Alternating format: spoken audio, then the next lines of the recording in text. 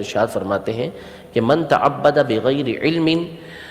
فإنه كالحمار في الطاحون او كما قال علیہ السلام، یعنی جو شخص بغیر علم سیکھے عبادت کرتا ہے وہ ایسا ہے جیسا چکی کے اندر گدھا موجود ہو، یعنی گدھے کے چکی کے اندر موجود ہونے کا کوئی فائدہ نہیں ہے، وہ چکر لگاتا رہے، گدھے کو کیا فائدہ حاصل ہوگا، الٹا وہ مشقت ہی کرتا رہے گا۔ تو اسی طرح وہ شخص کہ جو علوم حاصل کیے بغیر، علم حاصل کیے بغیر عبادت کرتا ہے، اس کا معاملہ اسی طریقے سے ہے۔ اس کا مطلب یہ نہیں ہے کہ ہم عبادت کو چھوڑ بیٹھے ہیں، عبادت ہم نے کرنی ہے، لیکن اپنی عبادتوں کو درست کرنے کے لیے ضروری ہے کہ ہم اپنا جو عبادتیں ہیں، جو چیزیں ہم پر فرض ہیں، ان کو سیکھنے کی کوشش کریں۔ فرض علوم حدیث پاک کے اندر ہے، مشہور حدیث پاک ہے، طلب العلم فریضۃ علی کل مسلم، کہ علم کا حاصل کرنا ہر مسلمان پر فرض ہے۔ تو یہ مسلمین کے اندر مرد و عورت دونوں شامل ہیں کہ ہر مسلمان مرد و عورت پر علم کا حاصل کرنا یہ فرض ہے۔ اس حدیث پاک کی شرح میں سیدی اعلیٰ حضرت امام اہل سنت رضی اللہ تعالی عنہ نے فتاوی رضویہ شریف کے اندر اور دیگر بزرگوں نے اپنی کتابوں کے اندر جو بیان کیا ہے، اس کا حاصل یہ ہے کہ کون سا علم حاصل کرنا مسلمان پر فرض ہے۔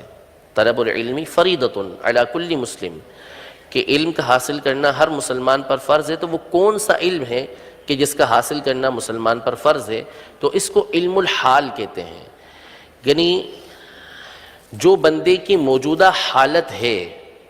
موجودہ جو حالت ہے، اس کو جو مسئلہ، جو کیفیت اس کو درپیش ہے، اس کے مطابق اس پر اس کا علم حاصل کرنا یہ فرض ہے۔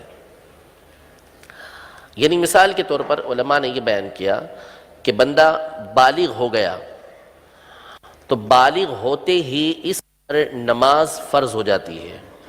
بالغ ہونے سے پہلے اس پر نماز کے مسائل کو سیکھنا فرض نہیں تھا، لیکن جیسے ہی وہ بالغ ہوا تو چونکہ اب اس پر نماز فرض ہو گئی تو نماز سے متعلق جو احکام ہیں اس پر سیکھنا فرض ہو گئے۔ ان باتوں کی وجہ سے نماز مکمل ہوگی، ان چیزوں کا سیکھنا اس پر فرض ہے، اور ان باتوں کا سیکھنا اس پر فرض ہے کہ جن کی وجہ سے نماز اس کی فاسد ہو جاتی ہے، نماز اس کی ٹوٹ جاتی ہے، یہ چیزیں اس پر سیکھنا فرض ہو جائے گا۔ اسی طریقے سے بندہ نکاح کرتا ہے تو نکاح کے مسائل اس پر سیکھنا ویسے فرض نہیں ہے، لیکن جب وہ نکاح کرنے کے لیے جائے گا تو اس صورت میں اس کے اوپر یہ چیز سیکھنا فرض ہے کہ نکاح ہوتا کیسے ہے، یعنی کس طریقے سے میرا نکاح ہوگا، پھر اس کے بعد نکاح برقرار کیسے رہتا ہے، جن چیزوں سے نکاح ٹوٹ جائے گا ان چیزوں کا علم سیکھنا بھی اس کے اوپر فرض ہو جائے گا۔ کہیں ایسا نہ ہو کہ نکاح ٹوٹا پڑا ہو اور وہ یہ سمجھ رہا ہو کہ میرا نکاح موجود ہے۔ تو جو صورتحال اس کے ساتھ پیش آتی جائے گی، کاروبار نہیں کرتا، اس پر کاروبار کے مسائل سیکھنا فرض نہیں ہے، لیکن جیسے ہی کاروبار کرنے کے لیے جائے گا تو اب اس کے لیے کاروبار کے مسائل کو سیکھنا فرض ہو جائے گا کہ کہیں ایسا نہ ہو کہ کاروبار میں